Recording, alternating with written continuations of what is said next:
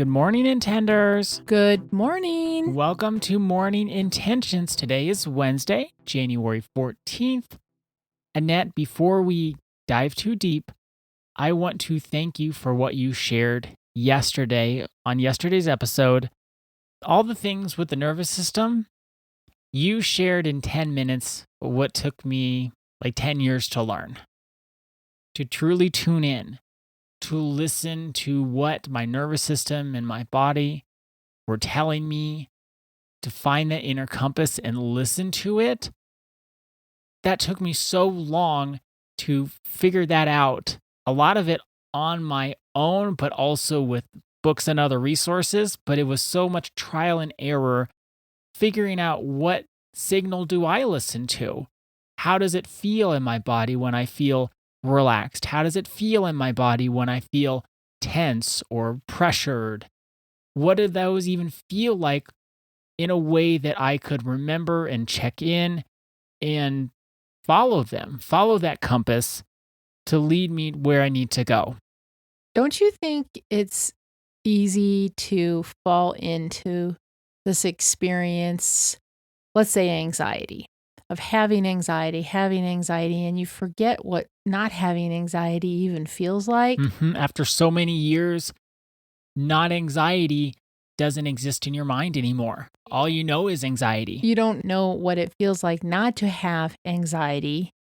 And then it also makes it very difficult not to be able to listen to your own inner compass. That's why this month of orientation, it could change our lives. It really could, because so many of us are so used to not listening. Remember, orientation is listening, noticing, and aligning before we go into making decisions, fixing, and striving.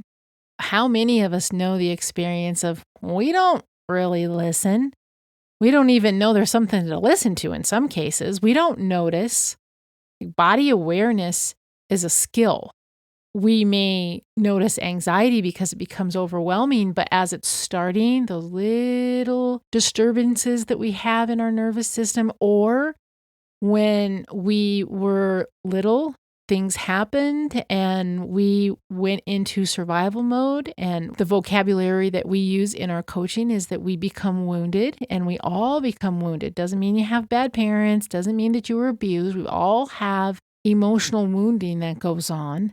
And we forget, we develop coping strategies. Listening, noticing, and aligning becomes a foreign language. We don't know how to do it. We do need these skills in order to make decisions that align with who we truly are. What I mean by who we truly are is, what are our desires? What are our preferences? What are our deal breakers? We teach this in boundaries. People don't even understand at the beginning, and I was one too, when somebody said, well, is this a preference? Is it a desire? Is it a deal breaker? I have no clue. I have literally no clue until I did a lot of healing work and I was actually able to go inside, follow my inner compass and say, this is actually more of a desire than a deal breaker, or this is more of a desire than a preference. And we have access to what's really true for us. Now, Ada, you were telling me yesterday after we stopped podcasting, we were talking about how our bodies feel things before our mind. We can shut off our mind and we have it filled with shoulds, oughts, have tos, and musts, and those compulsions, like I talked about yesterday. Our bodies, if we're willing to listen to them, and we have some emotional safety in order to listen to them, they will tell us what maybe we can't access in our minds. And I said, and I ended the podcast yesterday sharing, like we feel like a sense of heaviness.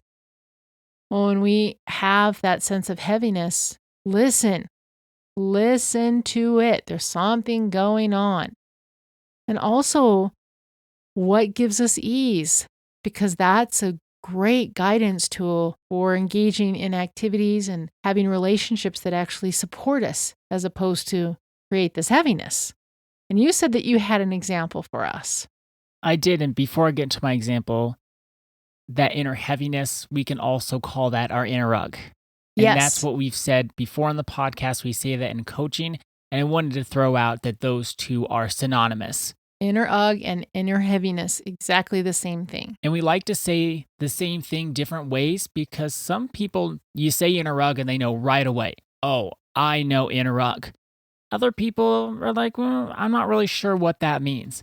Then you say inner heaviness and say, oh, I felt that. And no one in my whole coaching, whether we say inner heaviness or inner ugh, once we explain what that is, we have had no one that doesn't know what that means. Yes, if you find the right word that clicks in their brain, they'll say, oh, yeah, I know exactly what that is and how it feels.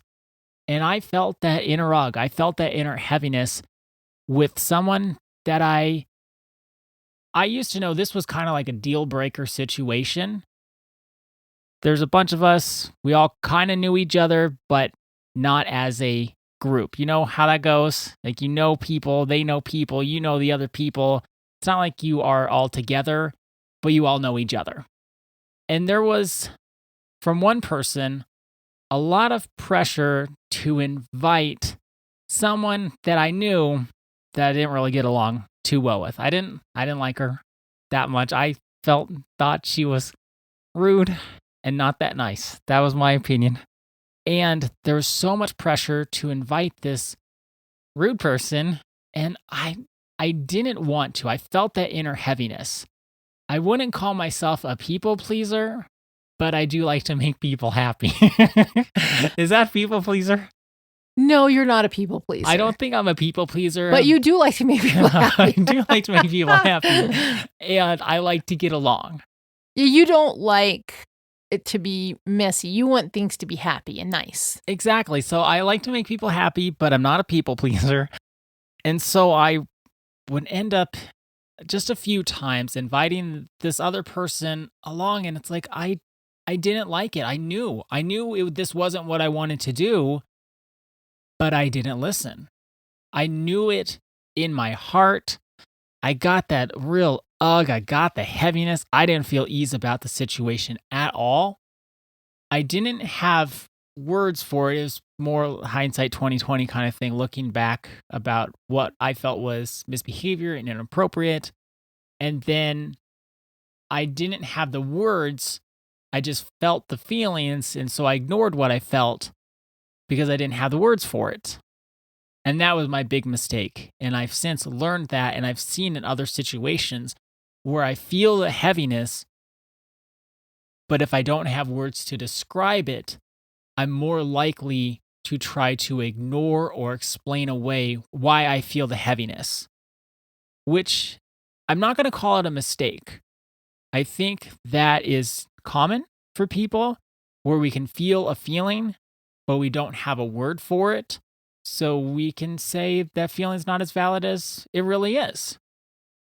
It seems that once we give words to something, then we have more attachment to it. We give it the weight that it should have. But if we just have a feeling inside and it feels kind of yucky, it feels heavy, then we can more easily ignore it. So what happened? Well, I ended up drifting away from the whole group because there was actually a lot of heaviness that I felt. Did you drift away from the entire group because of this one person, or did you start realizing, wow, this one person is just how I thought they were going to be, and the other people kind of forcing this person on you, that didn't feel good either? Like, did you kind of come to a conclusion and an understanding that this wasn't a good fit for you, or what was your process? Because sometimes we say, nope, enough is enough. And that's okay to do. There are situations where you say enough is enough. That is okay. There's other situations where you kind of hem and haw and go around it. And finally you just say, you actually are saying enough is enough, but we do it maybe in a way that's not as direct.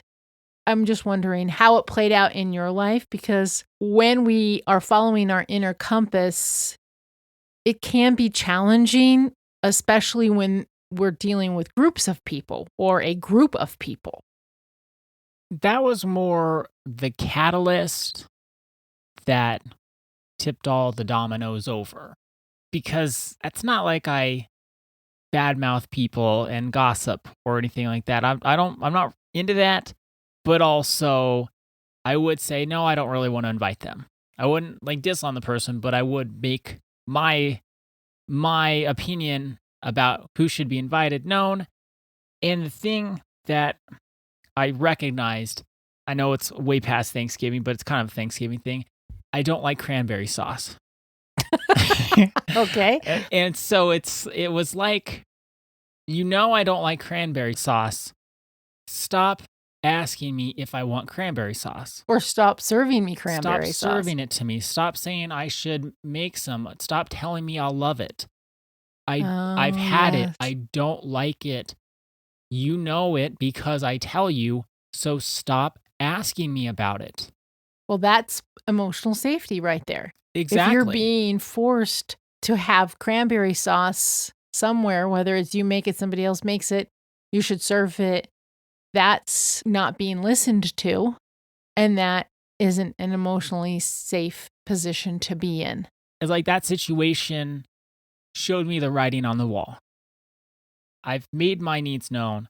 I've said what would serve me, but then there is the repetitive pressure to go against my own inner knowing and my own inner compass. So your body knows and your mind finally caught up. Yes, exactly. And then there you go. I think that's the way it happens a lot. Our bodies know, even when we don't have the words. So here on Morning Intentions, we want to start listening to what's the wisdom of our bodies. What are our bodies trying to tell us? Even if we don't have words for it, our nervous system does try to communicate without words. So our intention for today is a curiosity question. Do I have situations in my life where my body is trying to tell me something, but I'm not listening? Do I have situations in my life where my body, where my nervous system is trying to tell me something, but I'm not listening? Thank you so much for joining us today. Our day is better because you are part of our day. See you tomorrow. See you then.